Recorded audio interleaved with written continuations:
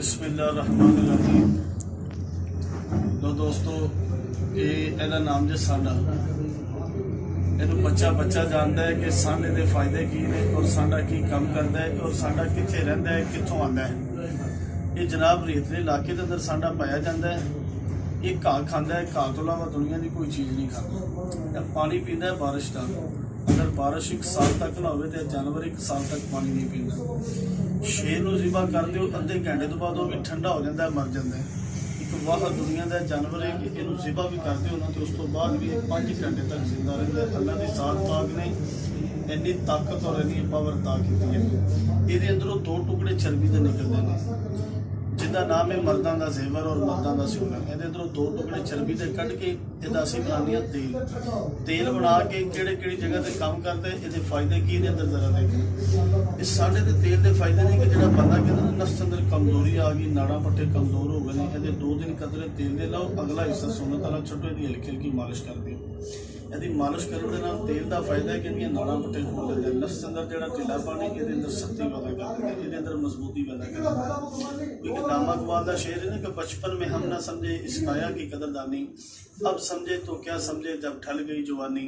किस काम का है वो दरिया जिसमें नहीं रूहानी, जब जोश ही न रहा तो किस काम की है जवानी।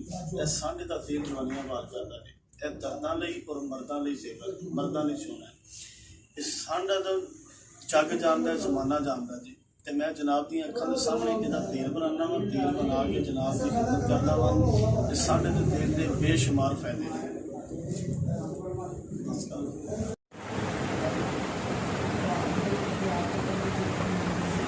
ਸਮਝ ਨਹੀਂ ਆ ਰਹੀ।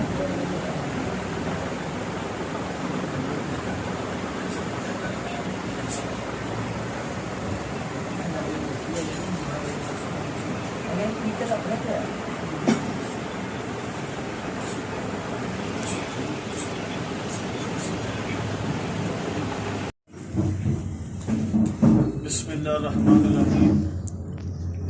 लो दोस्तों, ਇਹਦਾ ਨਾਮ ਜੇ ਸਾਂਡਾ। ਇਹਨੂੰ ਬੱਚਾ ਜਾਣਦਾ ਹੈ ਕਿ ਸਾਂਡੇ ਦੇ ਫਾਇਦੇ ਕੀ ਨੇ ਔਰ ਸਾਂਡਾ ਕੀ ਕੰਮ ਕਰਦਾ ਹੈ ਔਰ ਸਾਂਡਾ ਕਿੱਥੇ ਰਹਿੰਦਾ ਹੈ, ਕਿੱਥੋਂ ਆਉਂਦਾ ਹੈ। ਇਹ ਜਨਾਬ ਰੇਤਲੇ ਇਲਾਕੇ ਦੇ ਅੰਦਰ ਸਾਂਡਾ ਪਾਇਆ ਜਾਂਦਾ ਹੈ। ਇਹ ਘਾਹ ਖਾਂਦਾ ਹੈ, ਘਾਹ ਤੋਂ ਇਲਾਵਾ ਦੁਨੀਆ ਦੀ ਕੋਈ ਚੀਜ਼ ਨਹੀਂ ਖਾਂਦਾ। ਇਹ ਪਾਣੀ ਪੀਂਦਾ ਹੈ ਬਾਰਿਸ਼ ਦਾ। अगर बारिश एक साल तक ना हो तो जानवर एक साल तक पानी नहीं पींदा। शेर को जिबा कर दो, अद्धे घंटे तो बाद भी ठंडा हो जाता है, मर जाता है। एक वाह दुनिया का जानवर है कि इनू जिबा भी कर दो ना तो उस तो बाद भी 5 घंटे तक जिंदा रहता है। अल्लाह की सात पाक ने इन्नी ताकत और इन्नी पावर अता की है।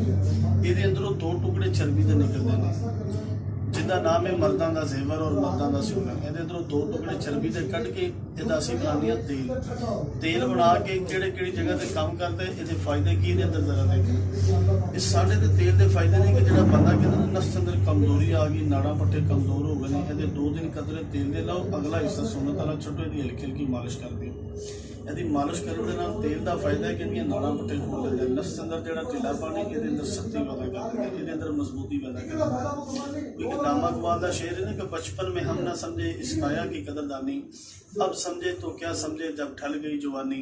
किस काम का है वो दरिया जिसमें नहीं रूहानी, जब जोश ही न रहा तो किस काम की है जवानी।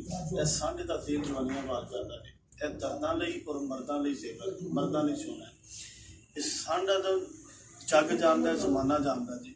ਤੇ ਮੈਂ ਜਨਾਬ ਦੀਆਂ ਅੱਖਾਂ ਦੇ ਸਾਹਮਣੇ ਇਹਦਾ ਤੇਲ ਬਣਾਉਣਾ ਵਾ, ਤੇਲ ਬਣਾ ਕੇ ਜਨਾਬ ਦੀ ਖਿਦਮਤ ਕਰਦਾ ਵਾ।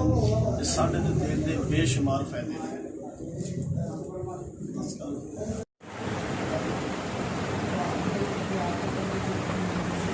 ਸਮਝ ਨਹੀਂ ਆ ਰਹੀ।